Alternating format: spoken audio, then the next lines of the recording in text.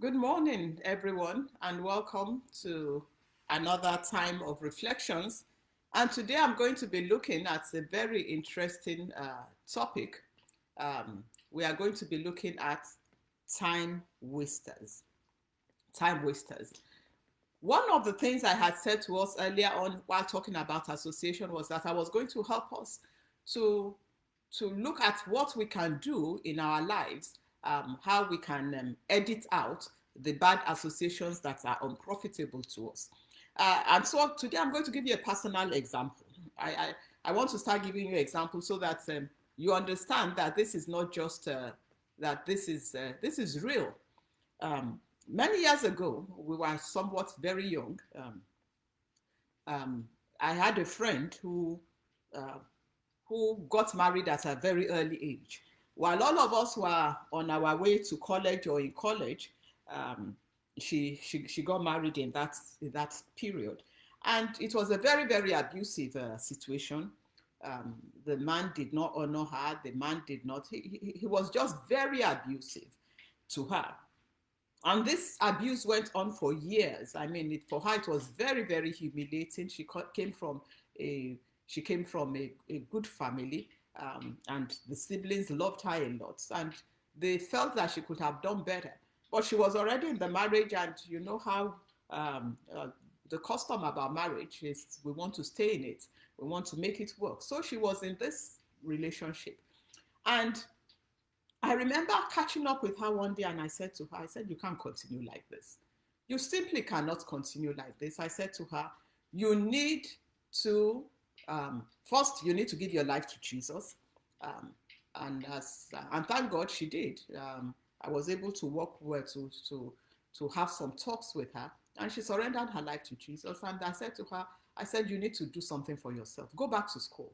By this time, of course, she already had some children. I said, you need to go back to school. Cut a long story short, she couldn't go to the regular kind of college or university. She had to do the where you go in maybe during the summer months and stuff like that. But she did. She went back. She graduated, and she also went back and got her master's.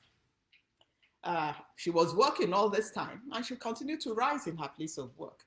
At the end of it all, she did well with her life, despite that bad marriage, and she had lovely children from the marriage.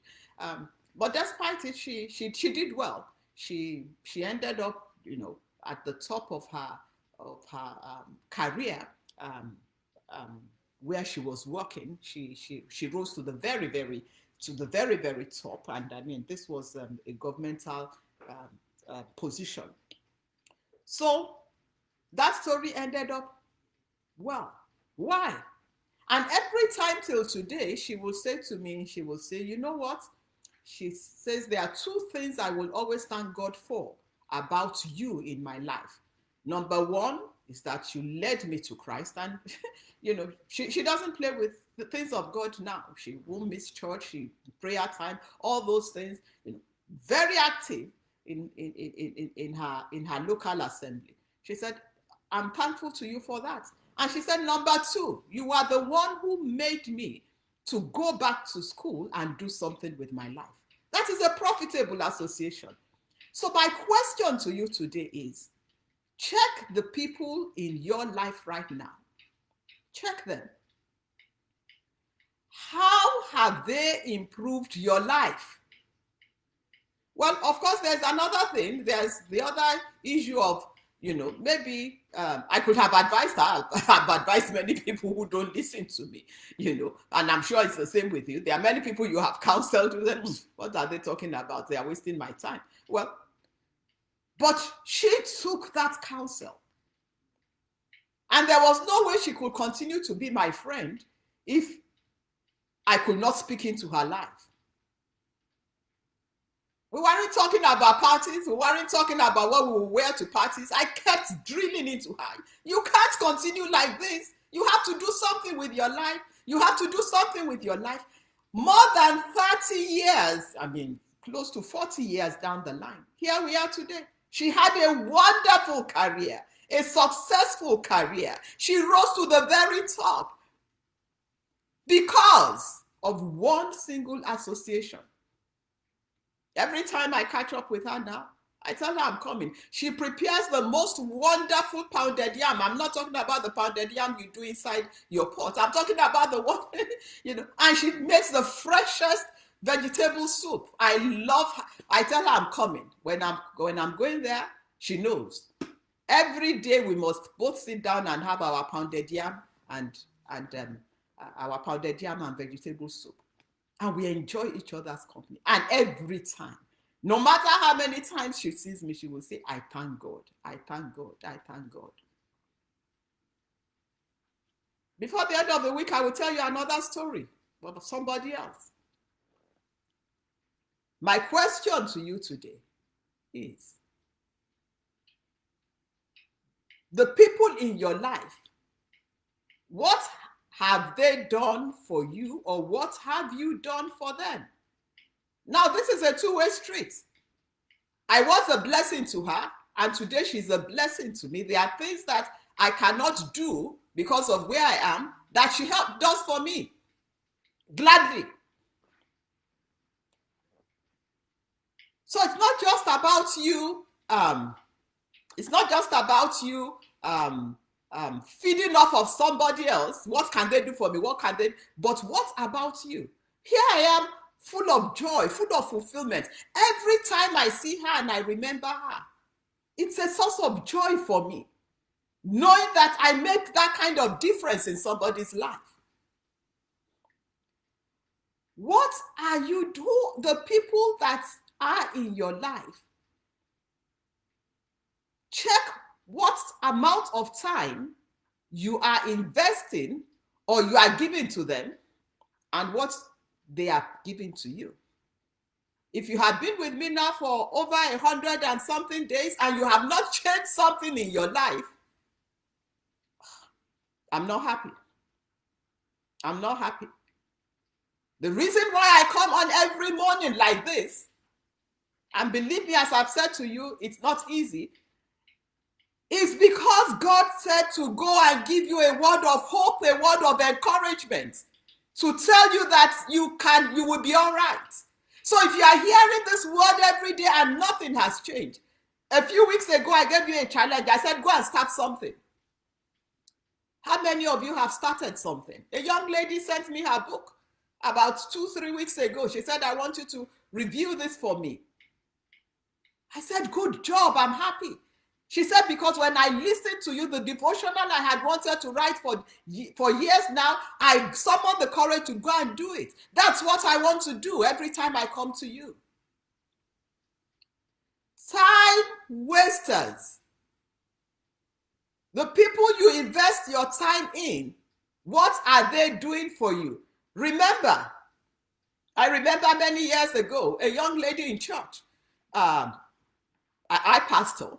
So she was one of my members, and so she and a young man in church started talking to her, and I said, so what is going on? She said, Pastor, he's a time waster.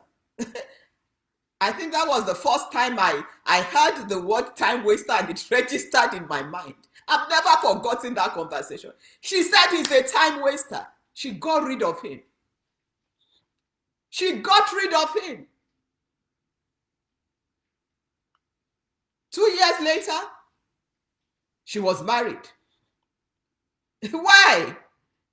Because if she had allowed that time waster to continue in her life, the other person might never have been able to, he would have said she's in a relationship. I'm talking to somebody this morning.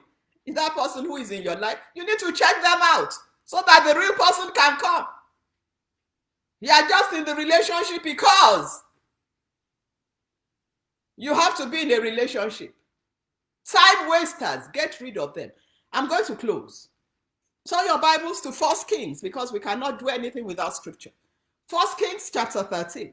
It's the story of a young prophet that God had sent to go and deliver a message to a king to tell that nation, repent.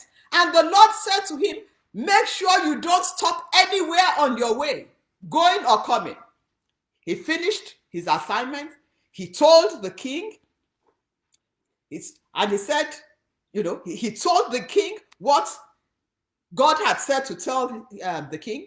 1 Kings chapter 13, go and read the story yourself. On his way back, an older prophet met him on the way and said, come and spend some time with me. The young man said, no. God told me that I should not stop on the way. The older man said, come home with me and eat bread.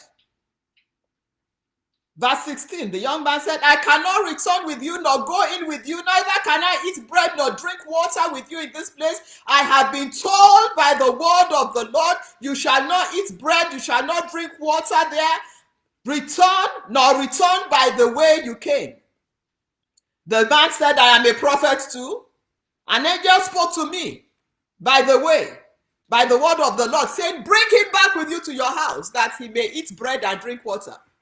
So the young prophet followed the older prophet. It's not every old prophet that you listen to. I was listening to one man yesterday. He said something. This is somebody I highly respect.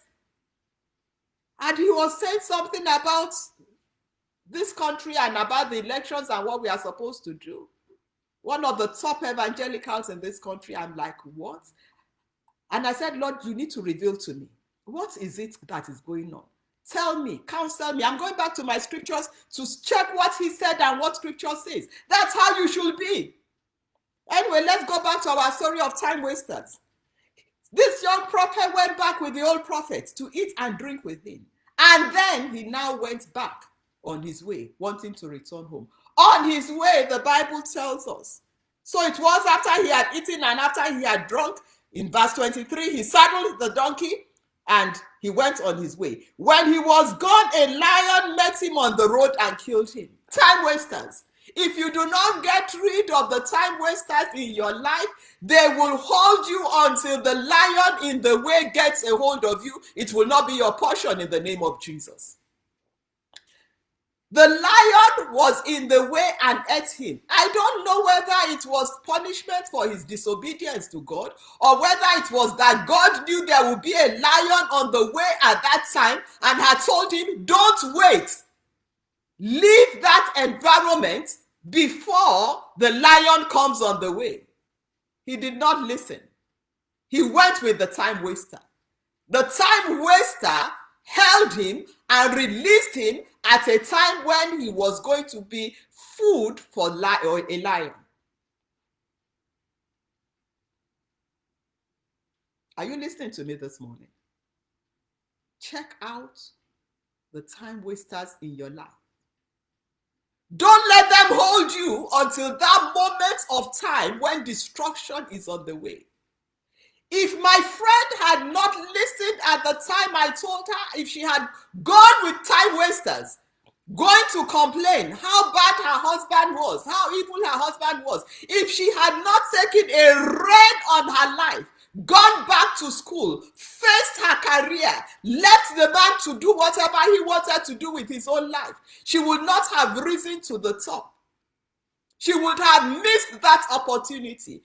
30 years down the line, the story would have been different. But today, highly respected woman, retired from government. Everybody speaks highly of her. You want to ask me about the man? I won't say anything about him. Long story short, she rose high. Don't spend your time with time wasters. Make sure you read that Bible passage, 1 Kings chapter 13. Lots of lessons to learn. And it is been wonderful having you this morning. I pray for you. The lion that the devil has set in the way for you, you will miss that lion because you will not waste time. You will stand under God's protection and the God of heaven will bless you. Good morning, everyone. It's Fumi Obilano. Make sure you go ahead and share. Hit that share button now. Like us, subscribe. You can also watch on YouTube. God bless you. Fumi Obilano, Reflections.